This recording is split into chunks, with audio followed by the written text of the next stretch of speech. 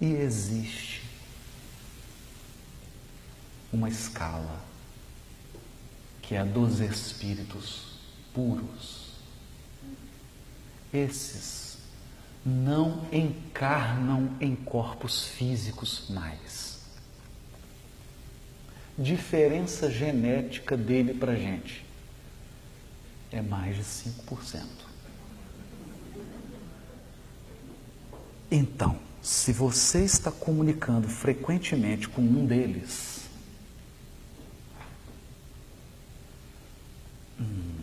tem um problema.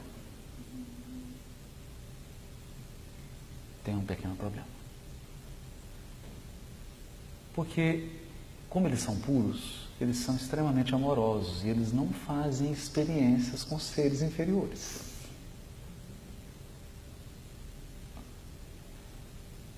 Nós não temos elemento cognitivo para entender um pensamento de um ser desse.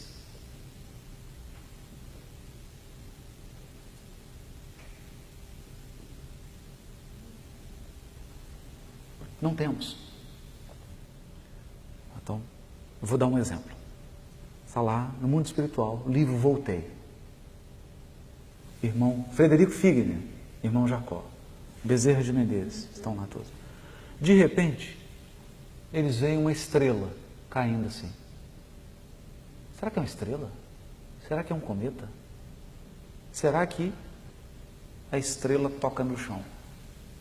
Quando toca no chão, assume a forma de um ser humano. Era Bittencourt Sampaio.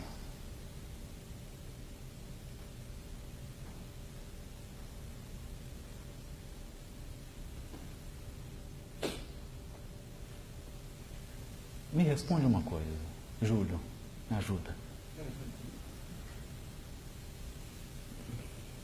Como é que nós vamos estabelecer uma conversa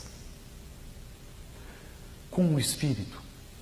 Conversa não no sentido dele conversar sobre um problema meu, porque isso ele vai fazer com o maior carinho, com o maior amor. Esse não é o problema. Eles são extremamente amorosos. O problema é eu querer entender a esfera dele.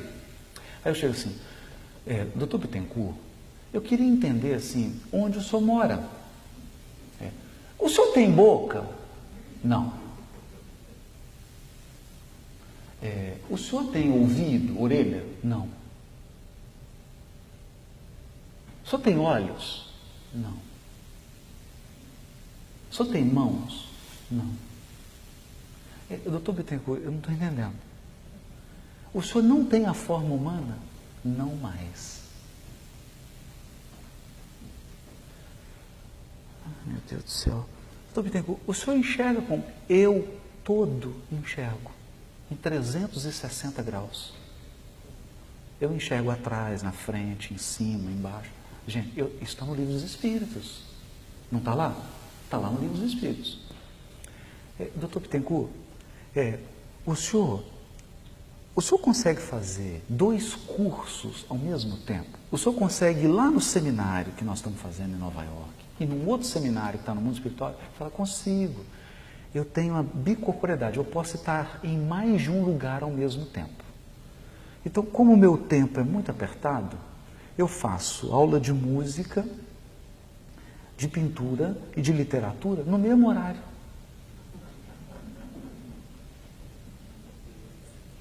Eu estou em mais de um lugar ao mesmo tempo. Não, o senhor está brincando comigo, não é possível que o senhor faz isso. Faço isso.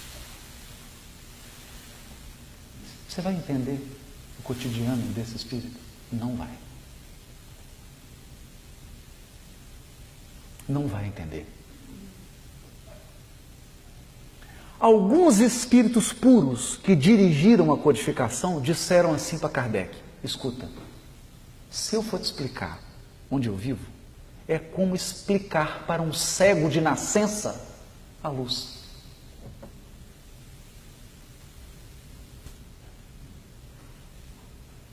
Esse é o espírito puro. Ok? Espírito puro. Questão 192. O que se torna o espírito na sua última encarnação. Espírito puro, espírito bem-aventurado. Ok. Está lá na questão 192. Só que se você for no mês de fevereiro da Revista Espírita, de 1868, São Luís vai dizer assim: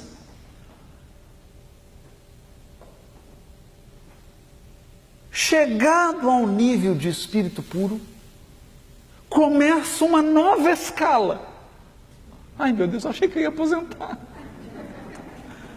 Eu achei que, pela nova regra previdenciária cósmica, achei que ia chegar a espírito puro e ia estabilizar. Não, começa uma nova escala. Nos últimos degraus dessa escala estão os Cristos.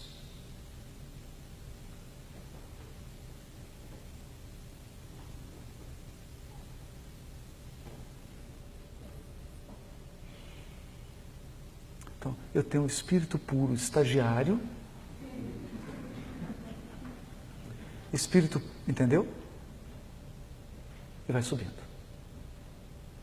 Quando chega nos últimos degraus da escala dos espíritos puros, estão os Cristos. Mas o mais forte que São Luís diz é o seguinte: chegado a esse nível,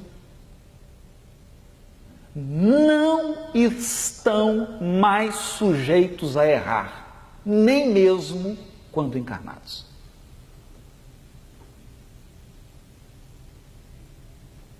Bom, ele disse duas coisas.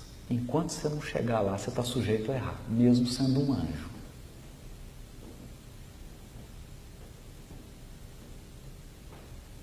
Vide Alcione no livro Renúncia. O benfeitor fala: você vai para a terra? Meu Deus do céu, não faz isso não.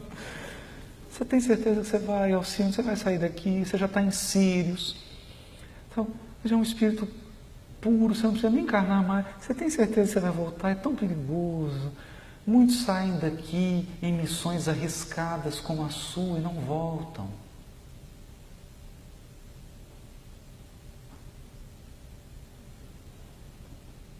Mas chegado a esse nível de Cristo,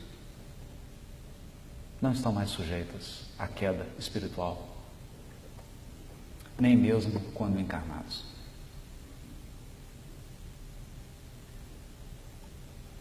Bom, só que vamos fazer um raciocínio aqui? Vamos. Tem uma terceira escala. A escala evolutiva dos Cristos. Ah, não. Aí eu desanimei.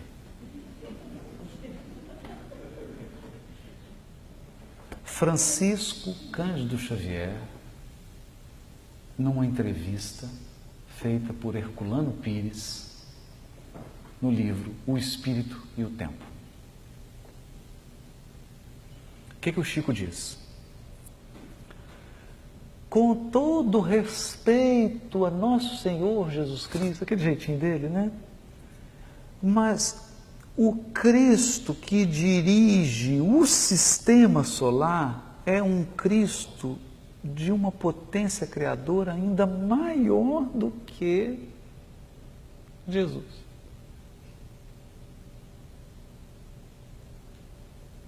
Então você tem um Cristo que é o governador de um planeta, é uma comunidade, ele trabalha numa comunidade. Quem coordena essa comunidade? Quem é o presidente da falange de Cristos do sistema solar? É um Cristo que dirige o sistema solar. Só que os sistemas, eles se reúnem. A soma de vários sistemas é uma nebulosa. E tem um Cristo que coordena uma nebulosa. Você está entendendo o que eu estou querendo chegar? Aí você tem 100 bilhões de sistemas solares e tem um Cristo que governa uma galáxia. Só que as galáxias se reúnem em torno de uma outra e tem um Cristo que governa. E aí, bom, você entendeu.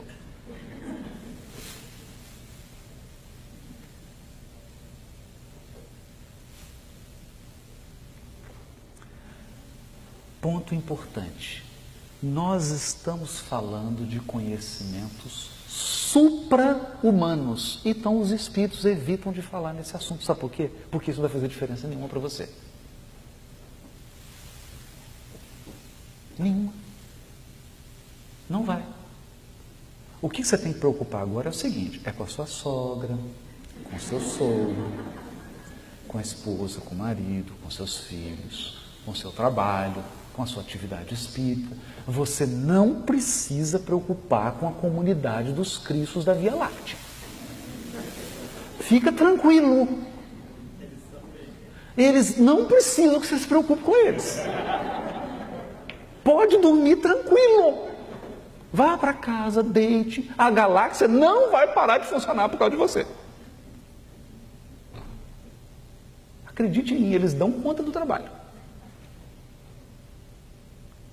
Então, perceberam a dimensão disso? Mas não é lógico? É lógico, gente. É claro que é lógico.